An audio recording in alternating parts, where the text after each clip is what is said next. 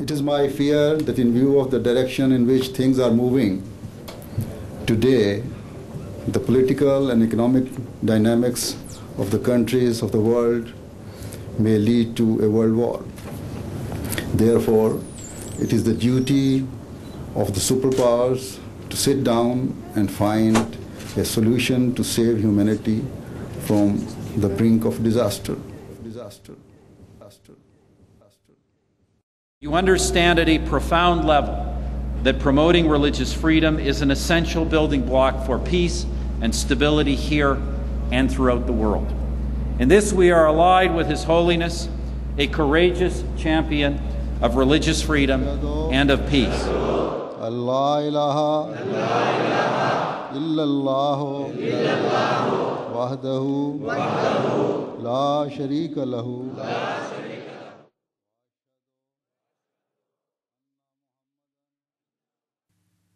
Hazrat Mirza Masroor Ahmad is the present head of the Ahmadiyya Muslim community, the most dynamic international community within Islam. The community was established by Hazrat Mirza Ghulam Ahmad in Qadian, a small and remote village in India. He claimed to be the expected reformer of the latter days, the one awaited by all major world religions. Founded in 1889, the community has continued to spread throughout the world, flourishing under caliphate, the system of spiritual leadership established after the demise of the holy founder. The current successor of this movement, Hazrat Mirza Masroor Ahmad, continues the work of the holy founder to revive the spiritual and moral state of mankind. The movement embodies the benevolent message of Islam in its pristine purity, a movement that preaches peace, universal brotherhood, and submission to the will of God. Ahmadi Muslims have earned the distinction and reputation of being a law-abiding and peaceful community. Within a century, the movement has reached all the corners of the earth and has been recognized and praised by the global community. Love for all, hatred for none. Those words from your third Khalifa are more important, more crucial, more essential today than they have ever been. And of course, the Ahmadi have always practiced this peace-loving philosophy. I am gladdened and inspired by the fact that the Ahmadis not only preach a message of love, friendship and understanding, but practice it fully in the way you include and invite others to share your gathering. An injunction to love all and to hate none is the avowed guiding principle of the Ahmadi life.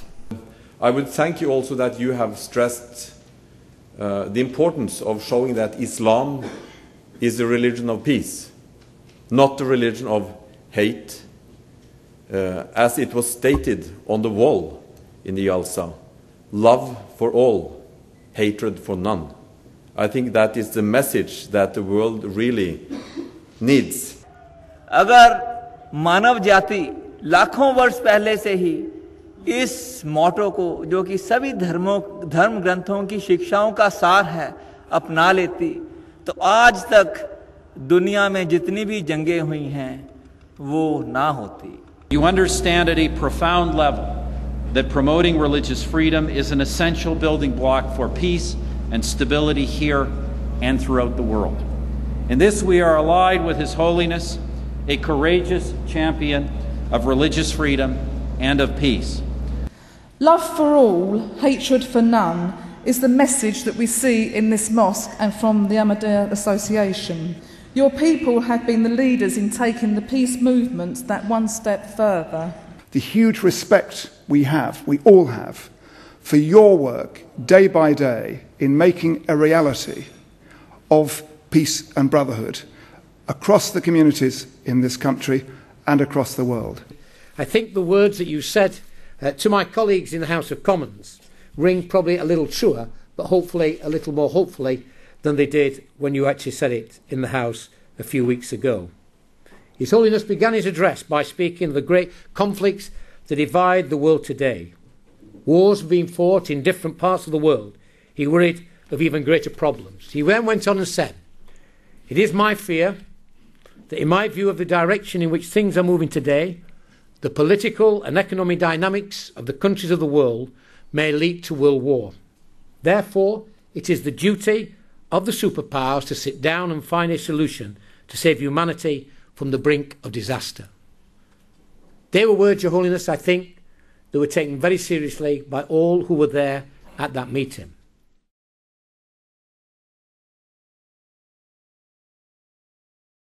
Wherever the movement has been established, it endeavours to exert a constructive influence of Islam through social projects, educational institutes, health services, Islamic publications, and the construction of mosques. These endeavours continue, despite the bitter persecution that the community suffers in some countries. We need all the goodness we can find in today's world, and I applaud you for your contribution in Britain and worldwide to community cohesion and the enjoyment of diversity that is such a precious asset. And wherever Ahmadis live in the world, you are renowned for enthusiastically participating in the larger community and peacefully living alongside people of all faiths, languages, and cultures. And I would like to pay an additional tribute to the work being done by Ahmadis in raising standards in Africa, and particularly in education. Yes, Britain has welcomed the headquarters of the Ahmadis in this country, but it hasn't become something that's become, as it were, a closed sect in Britain. It's become a community that has sought to reach out to all of us. And that's very important, because the best way to break down the barriers of misunderstanding and prejudice is for that contact to happen, and I thank you for that. The Ahmadiyyan community contribute hugely to interfaith forums, to the richness of our community, and that is the same that's reflected across our nation. But what I would like to pay tribute to you as well this evening is the contribution that you make to wider society and the important charitable causes that you support, not just for your own communities, but for the wider communities. And that is to be acclaimed and that is to be applauded. The Ahmadiyya community has been a beacon. It's been a beacon of peace, truth and justice. It's been a stalwart in this city. We are the better for having you. You are tremendous in adversity and in triumph. We value your friendship, we value your dedication and your commitment, and particularly your recognition of civic society in Bradford. Your faith is dedicated to serving the society that you live in, and from what I've seen, heard and experienced from mainstream charities, schools and churches, your faith and community have contributed in significant ways. I have personally experienced and heard that you have raised tens of thousands of pounds on sponsored walks for children, older people and people with disabilities. You have dedicated yourselves to charitable social projects, and most significantly of all, you have not distinguished between faiths, ethnicities or communities.